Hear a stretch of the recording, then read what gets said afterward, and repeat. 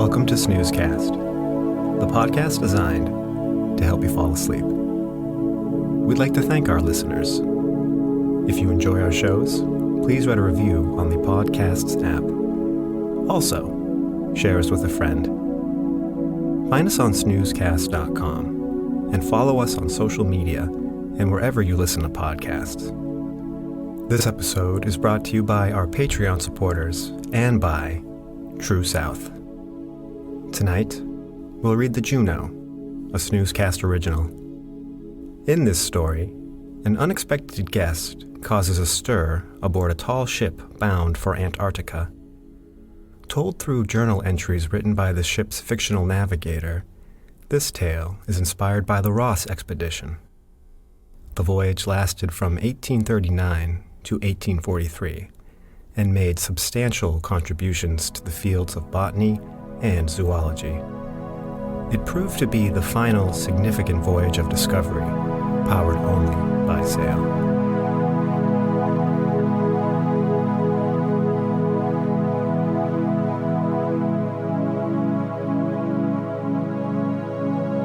Let's get cozy. Close your eyes. Relax your body into the softness of your bed. Now, take a few deep breaths.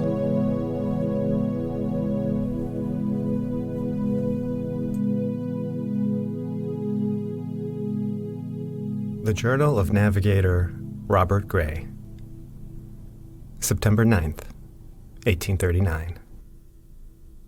Stepping aboard the tall ship, docked in Kent's busy port, I spied upon the deck a trail of loose tobacco.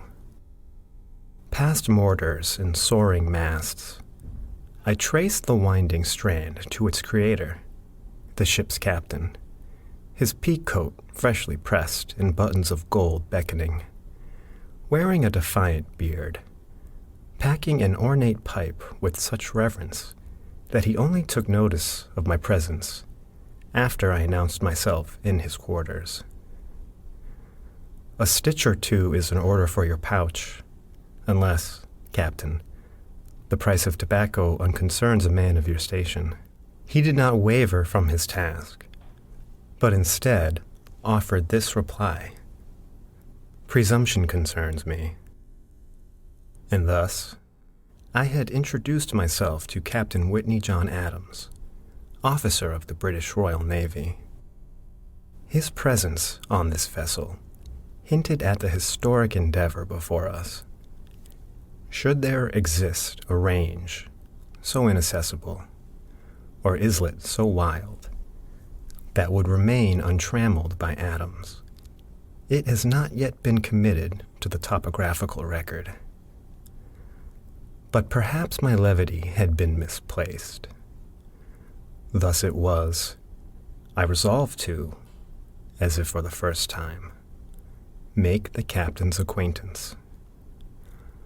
Commander Robert Gray, I said briskly, at Her Majesty's service.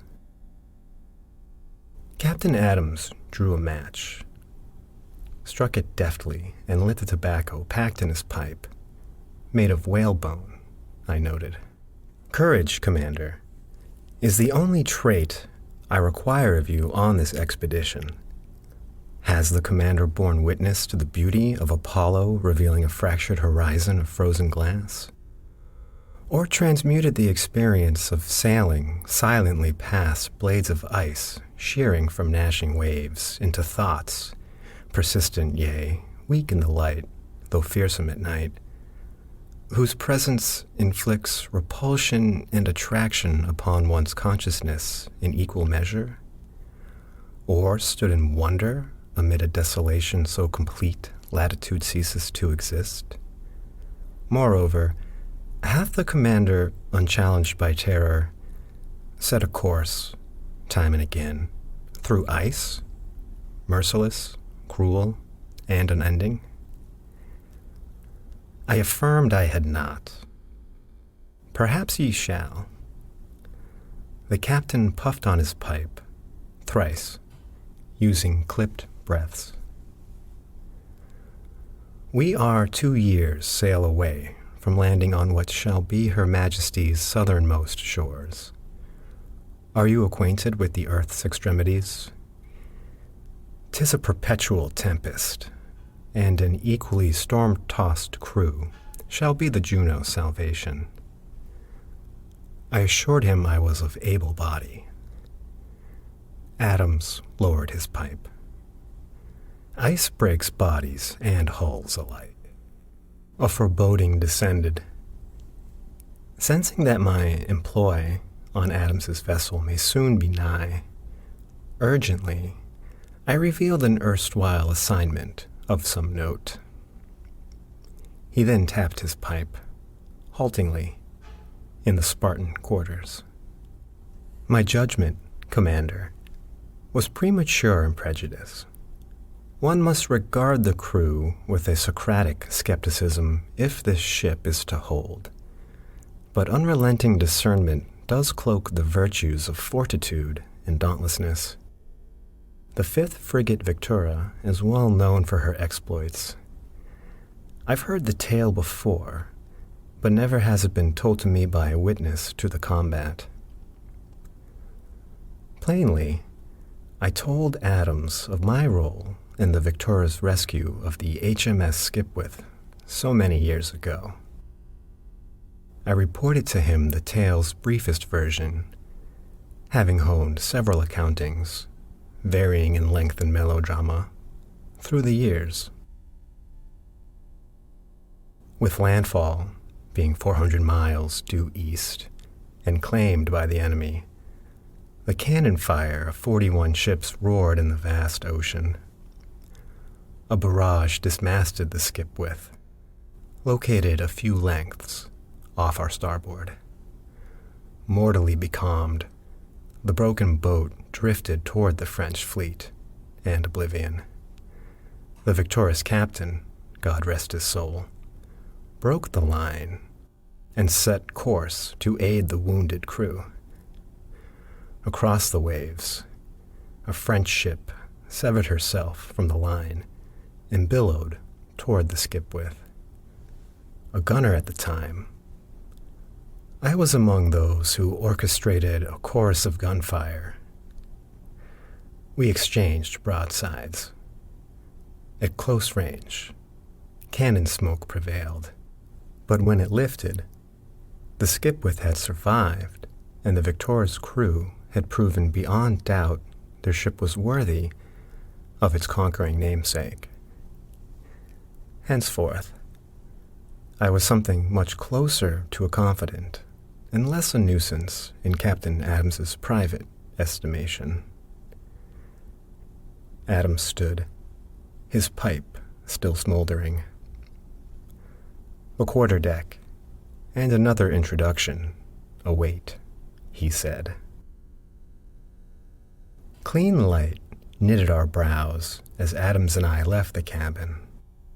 The sight of ropes swaying, canvas rippling, gleaming mortars, deliveries of crates with provisions to last the voyage, and a forest of masts stretching along Kent's stone pier, seemingly to the horizon, all presented themselves to my eyes as I calculated whose acquaintance I would soon be making at the captain's personal bequest when a howl, soft in the beginning but barreling closer at a clipper's pace, ended with a splash, silenced by the sea.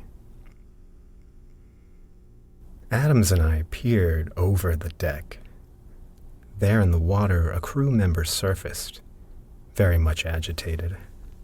Treading wildly, he warned of an unholy terror, it sounded to be, one that, if the perturbed sailor was to be believed, had a demon's visage and was wrapped in scales so blue they rivaled Neptune's own iris. The captain expressed his displeasure loudly. Conscripts of the British Royal Navy do not cavort with sea sirens, nor do they defend against Poseidon and his legions, nor do they quest for Atlantis. They also do not believe in mermaids. The Americans are a superstitious lot. If you continue to believe a monster crawled aboard this ship, I recommend you enlist with Washington. More yells. The arms of several crew members shot forth, all aimed at the crow's nest. Surprise, an emotion I suspect is rare for Adams, crept across the captain's face. This adventurer had already visited one end of the earth, and tomorrow he would set forth toward our world's southern terminus. But of all the wonders he had seen, none had prepared him to see that pointed face, framed by a pair of unfeeling eyes, blankly surveying the now still ship. Thudding boots on the gangplank broke the silence as a long-limbed gentleman tumbled aboard the Juno, crying out an apology on behalf of the reptile ensconced above. A stowaway is a stowaway, I suppose, even if I would have preferred to keep his presence hidden until we were at least a few leagues out to sea. The exasperated visitor was dressed casually, as a civilian would be dressed. Two sailors were lugging a pair of trunks in the man's harried wake. "Ogilvy appears to have the high ground," said the man. "He'll come down for supper, provided it's unpacked with haste." The captain spoke at last. "Mr. Gray, accompany our guest below deck and properly acquaint yourselves." He barked a brief order to the flabbergasted crew, then returned his attention to the man of science. "Mr. McCormick, please bid farewell to your stowaway." A sailor emerged from the main hold with a canvas sack in hand. As the sailor scrambled up the mast, Dalton McCormick, botanist to nobility, called out a fair warning. My knowledge of that species of reptile remains incomplete at this time, and thus any defense mechanisms are hitherto unknown. The sailor hesitated. He, and the rest of the crew, including myself, waited to hear more. McCormick obliged.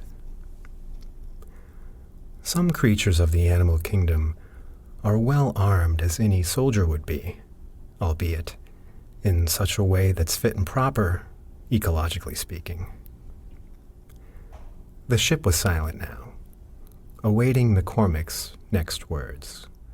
"In Africa, there's a snake, the red spinning cobra, and when it's frightened, it defends itself with a kind of modified firearm, you could say." The faces of the crew members revealed confusion. I assumed many were having similar difficulty solving the half-riddle McCormick had posed. Thankfully, though probably not from the perspective of the sailor tasked with snaring Ogilvy, McCormick made his intentions transparent. Red-spinning cobras are not ungracious when it comes to unexpected guests.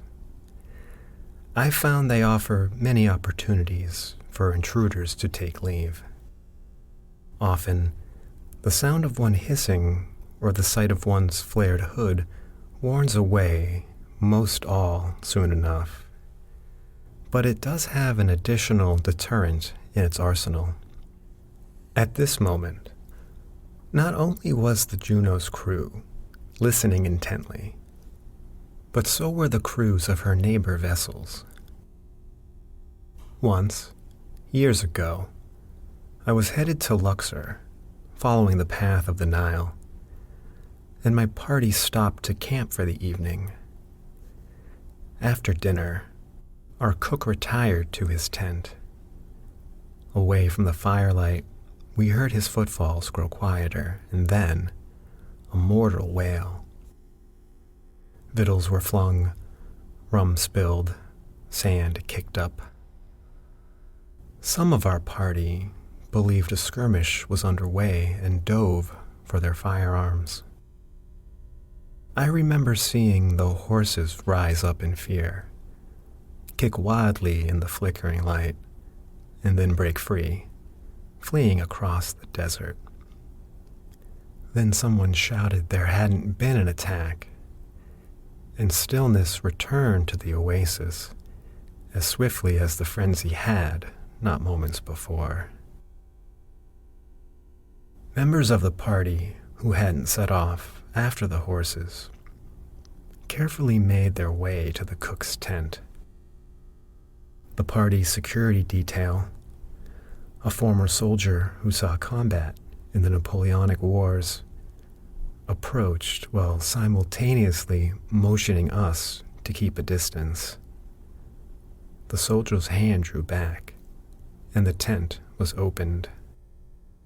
The cook was writhing on the ground, clutching his face. His assailant remained hissing in the corner. Some snakes, you see, have evolved the ability to cast venom against those who wish them harm.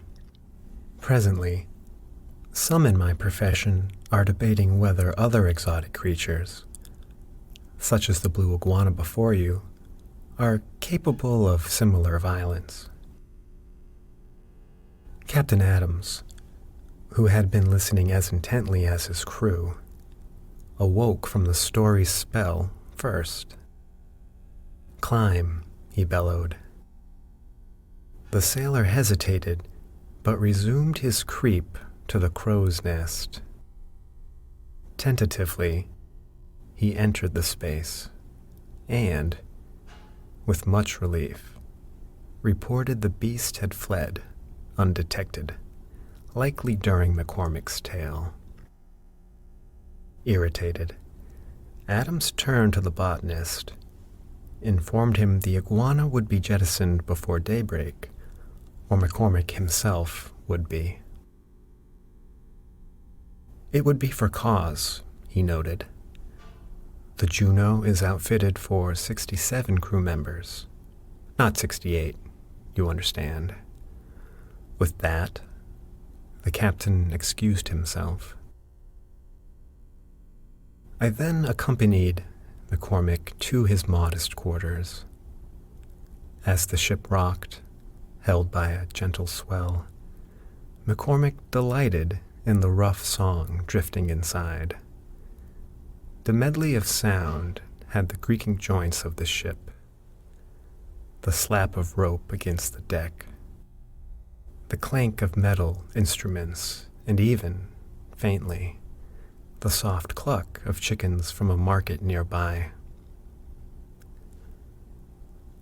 From his trunk, McCormick removed an assortment of measuring devices, notebooks filled with detailed inkings of flora and fauna from distant locales dotted along the Earth's equator, and, finally, a stack of correspondence. The top letter, addressed to the captain, had been sealed with red wax. McCormick caught me spying the letter. He placed it in the inner pocket of his coat. "I'm a botanist by trade," he said quickly, "but I also fancy myself an explorer."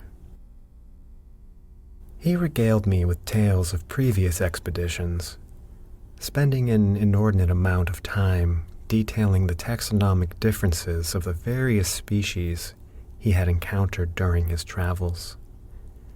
The excitable scientist also interjected myriad asides, and his own personal speculations on how subtle differences in the environment affected plants and animals over incomprehensible periods of time. The moment before my reserve of politeness exhausted completely, a shadow appeared beneath the closed door of McCormick's cabin. Startled, I stood and alerted the scientist, who had become absorbed in ensuring all of his writing instruments were in Bristol fashion. "Why, that's likely Ogilvy. It's right around his supper time." The shadow disappeared. My gaze followed the sound of steps skittering overhead until they appeared to be coming from just behind the cabin's walls. Another moment passed, and I was surprised to see the iguana Ogilvy perched on a shelf against the cabin's back wall. The reptile appeared serene. "I trust you won't mention this to the good Captain Whitney John Adams," McCormick said before escorting me out. "Neither one of us knows how to swim." September 10th, 1839. Wind brisk as a badger. The Juno left port today, looking stately with her many banners trailing. There was a fit at the pier. It appeared that all of Kent was to see us off. I suppose it's not every day a ship leaves for that uncharted continent in the earth's cellar. Amid yesterday's excitement, I have failed to give an accurate accounting of what shall be my home for the next 4 years or so. Before my duties as navigator commence in full, I'll take this time to provide a picture of the Juno, which henceforth is ferrying us to Van Diemen's Land, formerly the colony of New South Wales, located off Australia's far southeastern coast. From there, our next landfall shall be in Antarctica. From what I've gathered of the crew, this ship was commissioned in 1812 and completed a year later, in summer. She's nearly 400 tons burthen and measures 39 meters in length. She is indeed designed to carry 67 passengers, not 68, as the captain so forcefully reminded all yesterday during that active afternoon. And also it is of the Vesuvius class. She's a bomb ship, outfitted with the heaviest armaments of the day. Hence, the ship's hull was overconstructed in such a way as to withstand the propulsive forces emanating from her 2 cannons in the heat of battle. For this voyage, the cannons will remain aboard, but the captain does not anticipate there will be any need to use them. The cannons are also the principal reason the Juno was selected for this particular expedition. Her fortified hull makes her an ideal vessel for navigating what will likely be mountains of ice floating freely in the southern seas. The ship is a veteran of a recent skirmish with the Americans. Sailing out of Bermuda, she was part of the blockade that kept the ports of Boston, New York, and Baltimore closed. After a time spent decommissioned, the Juno was resurrected as the exploratory vessel she is today.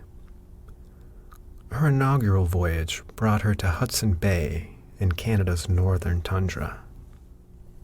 A handful of crew aboard this ship today were also aboard for that ill-fated mission.